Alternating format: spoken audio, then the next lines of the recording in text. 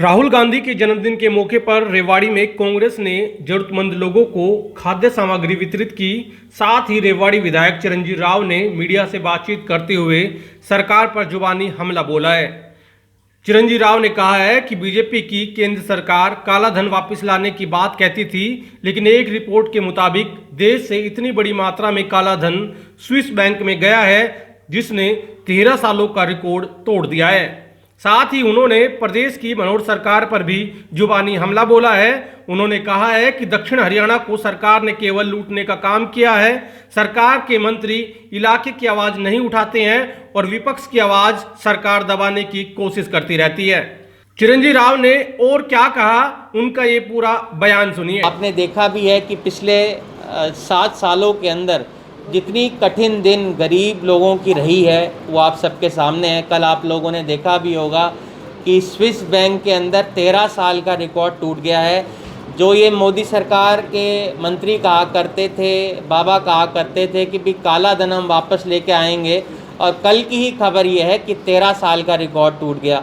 तो आप सब समझ सकते हैं कि काला धन की वापस लाने की जो बात करते थे, पिछले 7 सालों में कितना काला धन जो है देश से बाहर गया है। गरीबी किस तरह से बढ़ गई है, बेरोज़गारी आज चरम के ऊपर है, लोगों को जो तकलीफ़ है हम सब लोग देख रहे हैं, लोगों के रोज़गार जा रहे हैं। तो इन सब चीज़ों को मद्देनज़र रखते हुए हम तो यही चाहेंगे कि आज के दिन, क्योंकि राहुल गांधी का जन्मदिन भी है, वो भी समय समय पर इस सरकार को जगाने का काम करते हैं। और कांग्रेस पार्टी के कार्यकर्ता होने के नाते हम लोग भी समय समय पे ऐसा करते रहते हैं। हमने पिछले दिनों में पेट्रोल और डीजल के ऊपर धरना प्रदर्शन किया था, और आने वाले समय के अंदर भी इस जन विरोधी सरकार के खिलाफ हम लोग ऐसे ही प्रदर्शन करते रहेंगे। इसके साथ साथ एक महान शख्सियत हमारे बीच में कल नहीं रही, जो हमारे फ्लाइंग सिख मिल्खा सिंह जी है, उनको भी हम सब लोग आज यहाँ पर श्रद्धा सुमन अर्पित करते हैं। उन्होंने अनेकों रिकॉर्ड हमारे देश के लिए बनाया, और देश ही नहीं विदेशों के अंदर भी उन्होंने हमारा नाम इस देश का रोशन किया। मैं भगवान से यही कहूँगा कि उनकी आत्मा को शांति मिले। विधायक जी, कैटल फ्री का जो दावा लगातार किया जाता रहा है, आज भी एक बड़ी घटना महाराणा प्रताप चौक पर देखने को मिली, क्या कुछ कहेंगे? आपने भी आवाज़ पहले उठाई विधानसभा में। देखिए, वैसे तो इसका बारे में मैं कल चर्चा करने वाला था, पर आपने सवाल कर दिया है। तो आप जानते हैं 600 दिन इस सरकार को पूरे हो गए हैं और बहुत ज़ोर शोर से इन्होंने अपनी उपलब्धियां गिनाई। कल परसों जो इनका कार्यक्रम हुआ था, मैं एक खुला पत्र मुख्यमंत्री जी को लिख रहा हूँ, जिसके अंदर ये सारे मुद्दे होंगे। कैटल फ्री का जो इस प्रशासन ने कहा था कि हमारा जो ज़िला है कैटल फ्री है, उनकी उस बात को भी याद दिलाऊंगा। सदन के पटल के ऊपर खुद मुख्यमंत्री जी ने कहा था कि हम जो हमारा प्रदेश है उसको कैटल फ्री करेंगे, उसके ऊपर कोई काम नहीं हुआ।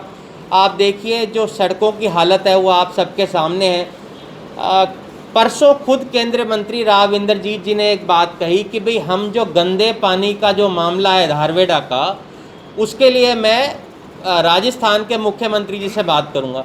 अब मैं राव इंद्रजीत जी को याद दिलाना चाहता हूं कि इन्हीं के मंत्री जो कंवलपाल गुर्जर हैं, 18 मार्च को उनसे मैंने एक सवाल किया था, भाई ये गंदे पानी का मसला जो है कब तक सुलझ जाएगा।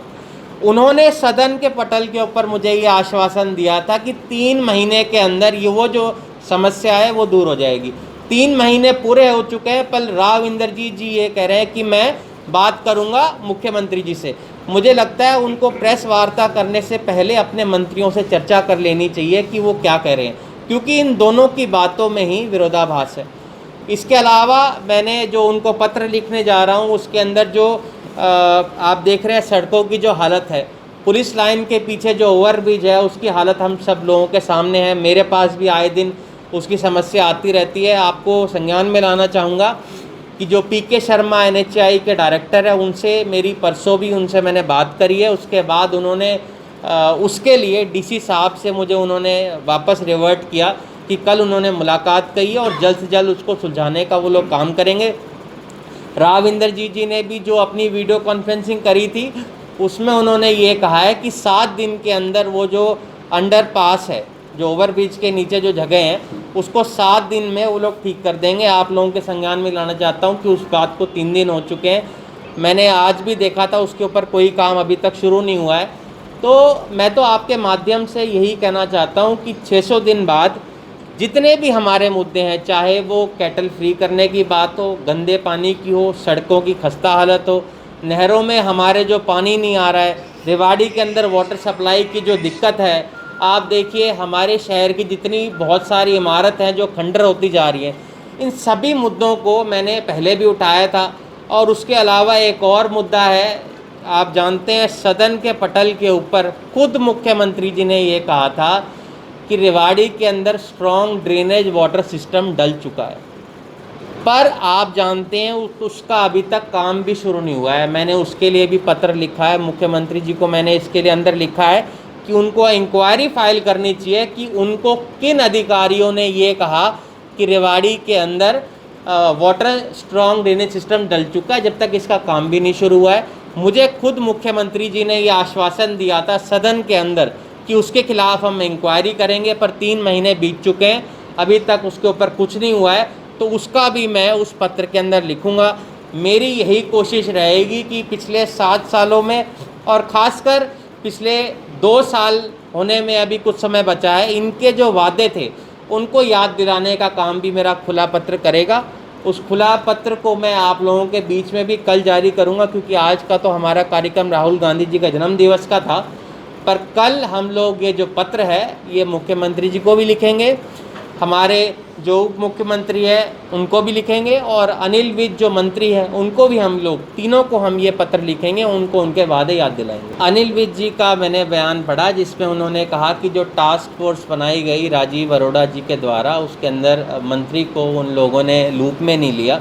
तो कहीं ना कहीं इससे पता चलता है कि इनका आपसी तालमेल नहीं है।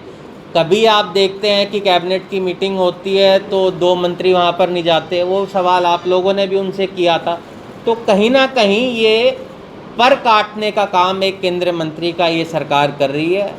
ऐसे लोगों के पर काटने भी चाहिए, क्योंकि ये लोग जनता के बीच में नहीं रहते, इनका जनता से कोई सरोकार नहीं है। पिछले 1.5-2 सालों में हम लोगों ने देखा कि ना तो वो लोगों के बीच में आए, वीडियो कॉन्फ्रेंसिंग के माध्यम से तो उन लोगों ने ज़रूर लोगों की सुध ली, पर उससे कितना फ़ायदा लोगों को हुआ ये आप सब जानते हैं। अब मैं ज़्यादा कहूँगा तो इनके 2 मंत्री, कई सारे विधायक, नेता, कुछ ऐसे नेता जिनके बारे में मैं कुछ कहना नहीं चाहूँगा, ये सब मेरे खिलाफ वार करेंगे। आज का दिन इसलिए नहीं था, पर आप लोगों ने सवाल किया तो सवाल का जवाब देना मेरा वाजिब था।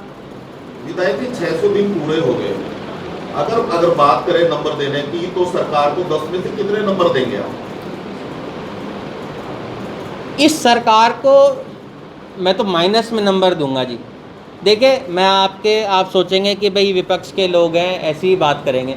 हमारा जब सरकार 10 साल कांग्रेस की रही तो यूनिवर्सिटी आपकी बनी, ट्रॉमा सेंटर बना, सिविल हॉस्पिटल बना, खरकड़ा के अंदर कॉलेज बना, गवर्नमेंट कॉलेज सेक्टर में बना। आप देखिए जितने स्कूल अपग्रेड हमारे समय के अंदर वो आपके सामने हैं। आप किसी भी गांव में चले जाइए आपको कच्ची गलियां नहीं मिलेंगी। शहर के अंदर जो ब्रिज बने वो सारे हमारे समय के अंदर बने, नहरों का जाल जो बिछा वो हमारे समय में बना। तो सारे जो विकास कार्य है वो कांग्रेस के समय में हो। मैं आपसे ये पूछना चाहता हूँ कि एक विकास कार्य बता दीजिए इन्होंने किया। एक मेडिकल कॉलेज जो हमारा माजरा शुराज गाँव के अंदर बनना था, जिसकी ज़मीन देने के लिए गाँव के लोग तैयार हो गए थे, माजरा शुराज के लोग भी यहाँ पर आए हुए, उनसे भी आप चर्चा कर सकते हैं। गवर्नमेंट ने ये कह दिया था हम तैयार हैं वहाँ बनाने के लिए, पर जब इनकी सरकार आई तो इन्होंने उसको भी स्क्रैप कर दिया। मैंने सदन के अंदर इनसे सवाल किया कि भाई आप मेडिकल कॉलेज तो बना दीजिए, अगर आप एम्स नहीं बना सकते। इन्होंने वो नहीं बनाया, तो इन्होंने सिर्फ दक्षिण हरियाणा के लोगों को झुंझुना देने का काम किया।